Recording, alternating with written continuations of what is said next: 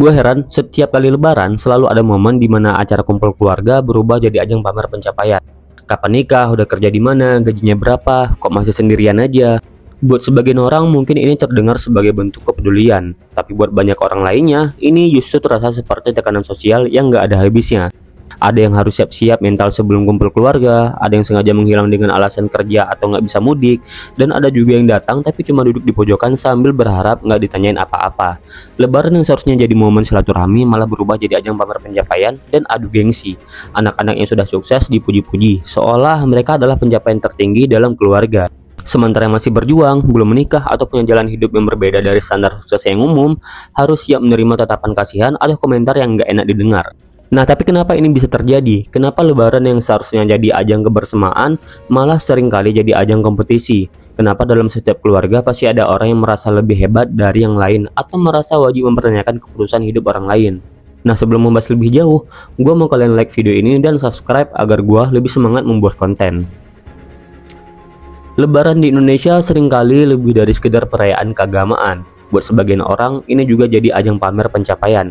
Ada yang datang dengan mobil baru, ada yang sibuk cerita tentang anaknya yang udah kuliah atau kerja di tempat yang baru dan mapan. Semua ini bukan sekedar kebetulan, tapi ada konsep psikologi sosial yang menjelaskannya. Simbolik kapital atau modal simbolik, istilah yang dikemukakan oleh Pierre Bourdieu.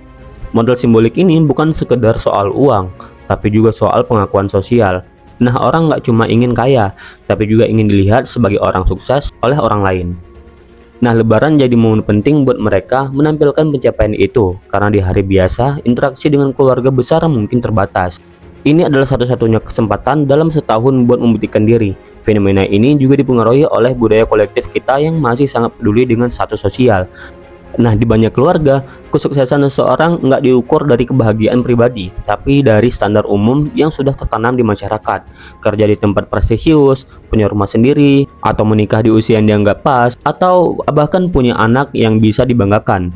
Makanya nggak heran kalau banyak orang merasa perlu menunjukkan pencapaian mereka di momen ini. Tapi ada efek samping dari semua ini.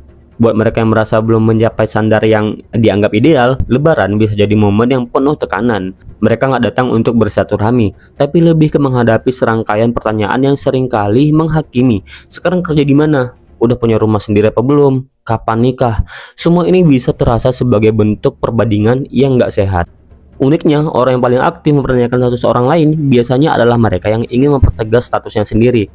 Dengan menanyakan atau membahas pencapaian orang lain, mereka secara nggak langsung menegaskan posisi mereka dalam hierarki sosial keluarga.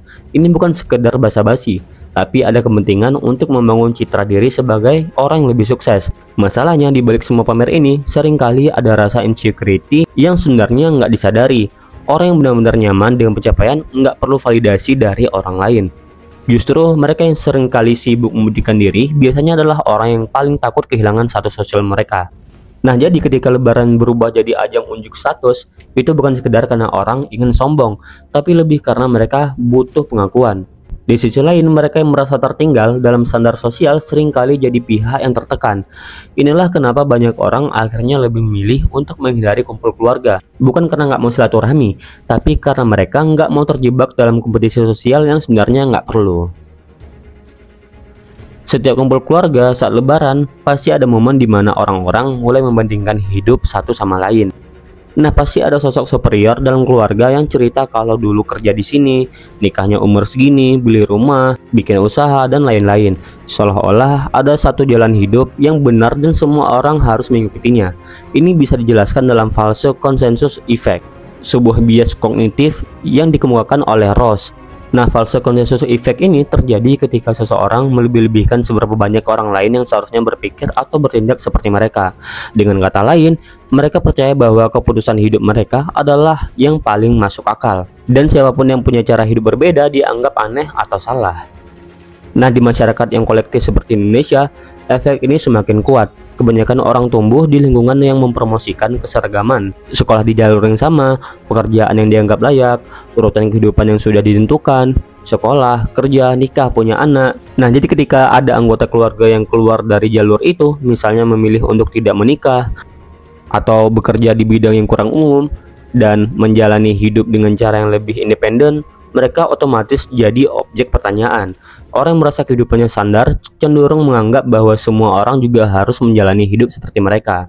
Masalahnya, orang-orang yang sering menanyakan hal seperti ini jarang menyadari bahwa setiap orang punya kondisi dan pilihan hidup yang berbeda. Nggak semua orang punya kesempatan yang sama, nggak semua orang punya keinginan yang sama, dan yang paling penting, nggak semua orang harus hidup dengan standar yang mereka anggap benar. Nah, tapi karena false consensus effect ini kuat dalam lingkungan sosial kita, orang-orang sulit menerima keberagaman dalam cara hidup. Pada akhirnya, Lebaran itu seharusnya jadi momen berkumpul, bersyukur, dan mempererat hubungan keluarga. Tapi kenyataannya, buat banyak orang, Lebaran malah jadi ajang penuh tekanan.